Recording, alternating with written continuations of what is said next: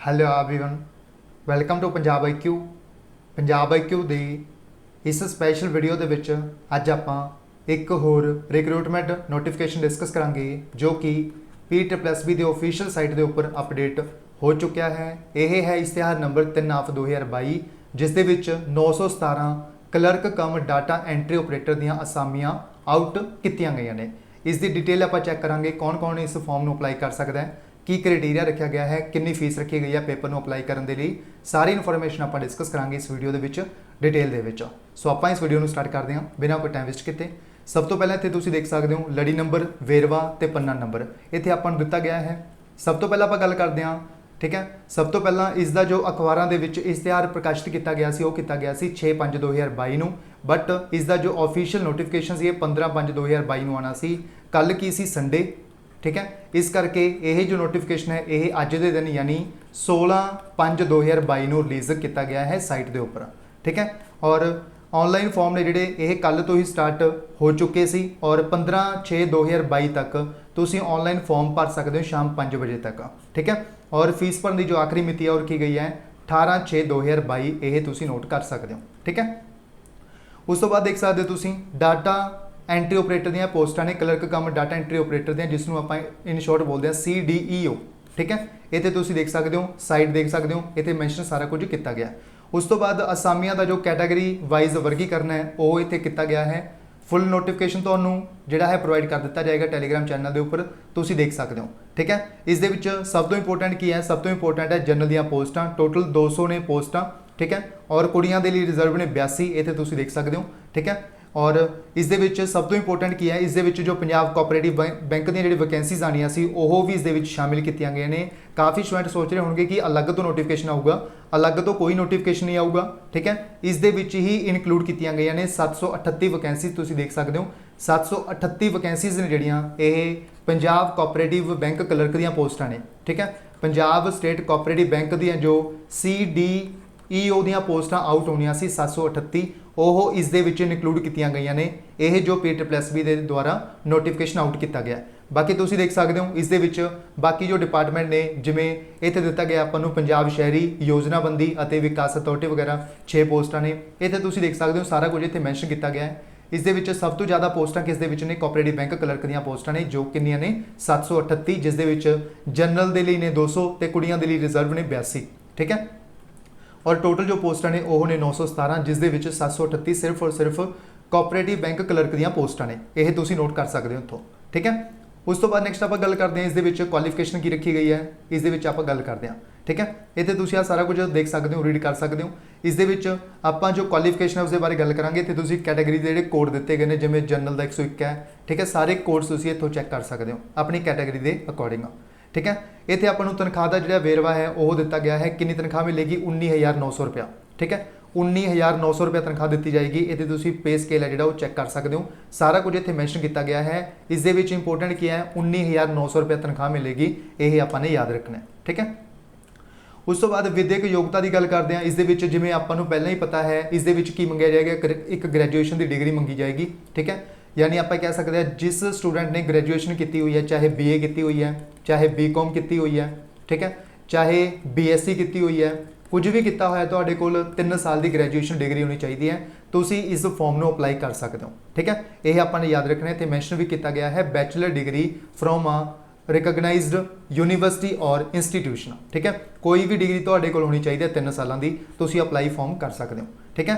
उस तो बाद आपको पता है सारे पेपरों के 120 घंटिया का कंप्यूटर का कोर्स होना चाहिए है, ठीक है। ISO तो सर्टिफाइड होना चाहिए है, तो सबनों पता होएगा, ठीक है। और जोड़े स्टूडेंट पंजाब के एग्जाम की तैयारी कर रहे हैं उन्होंने कोल सारिਆਂ ਦੇ ਕੋਲ ਇਹ ਜਿਹੜਾ कोर्स है ये होएगा ही होएगा, जोड़े स्टूडेंट पंजाब के पेपरों के लिए तैयारी कर रहे हैं, ठीक है। ये आपने ध्यान देना इत्थे।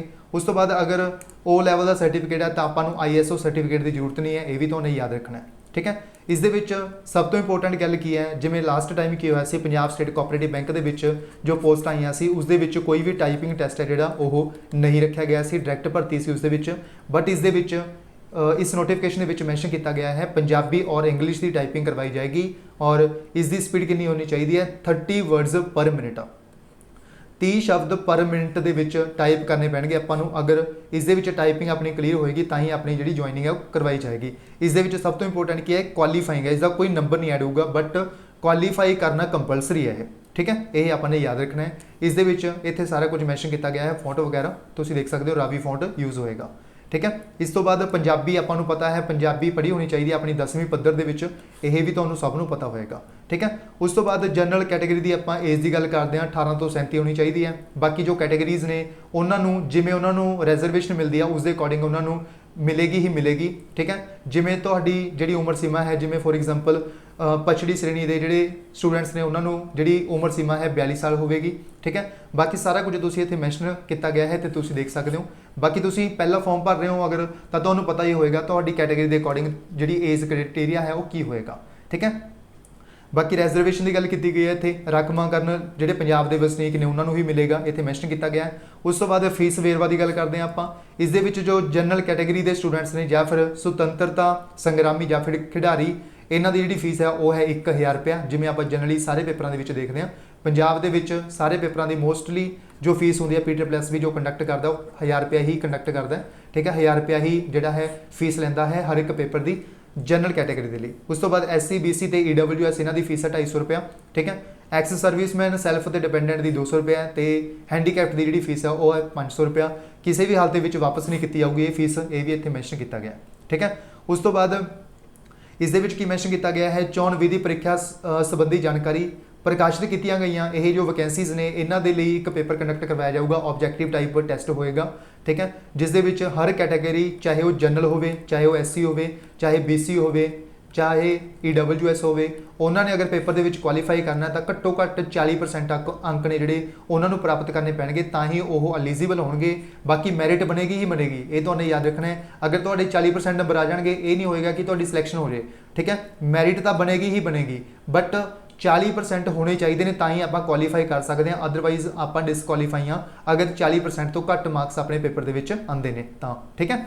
ਉਸ ਤੋਂ ਬਾਅਦ ਲਿਖਤੀ ਪਾਸ ਜੋ ਪ੍ਰੀਖਿਆ ਕਰਨਗੇ ਬੱਚੇ ਉਹਨਾਂ ਦੇ ਟਾਈਪਿੰਗ ਟੈਸਟ ਕਰਵਾਇਆ ਜਾਊਗਾ, ਠੀਕ ਹੈ। ਇਸ ਦੇ ਵਿੱਚ 30 ਵਰਡ ਦੀ ਜਿਹੜੀ ਸਪੀਡ ਹੈ ਉਹ ਜਿਹੜੀ ਹੈ ਮੈਜ਼ਰ ਕੀਤੀ ਜਾਏਗੀ ਪੰਜਾਬੀ ਤੇ ਇੰਗਲਿਸ਼ ਦੋਨਾਂ ਦੇ ਵਿੱਚ, ਠੀਕ ਹੈ। ਉਸ ਤੋਂ ਬਾਅਦ ਜਿਹੜਾ ਰਾਵੀ ਫੌਂਟ ਹੈ ਉਹ ਮੈਂਸ਼ਨ ਕੀਤਾ ਗਿਆ ਇਸ ਦੇ ਵਿੱਚ, ਠੀਕ ਹੈ। ਇਹ ਜਿਹੜਾ ਪੇਪਰ ਹੋਏਗਾ ਟਾਈਪਿੰਗ ਦਾ ਇਹ ਕੁਆਲੀਫਾਈਂਗ ਨੇਚਰ ਹੋਏਗਾ। ਬਾਕੀ ਜੋ ਮੈਰਿਟ ਬਣੇਗੀ ਉਹ ਪੇਪਰ ਦੇ ਆਧਾਰ ਤੇ ਬਣੇਗੀ, ਟੈਸਟ ਦੇ ਆਧਾਰ ਤੇ ਬਣੇਗੀ। ਜੋ ਟਾਈਪਿੰਗ ਹੈ ਇਸ ਦੇ ਵਿੱਚ ਉਹ ਕੀ ਹੈ, ਕੁਆਲੀਫਾਈਂਗ ਨੇਚਰ ਹੈ, ਇਹ ਵੀ ਇੱਥੇ ਮੈਂਸ਼ਨ ਕੀਤਾ ਗਿਆ।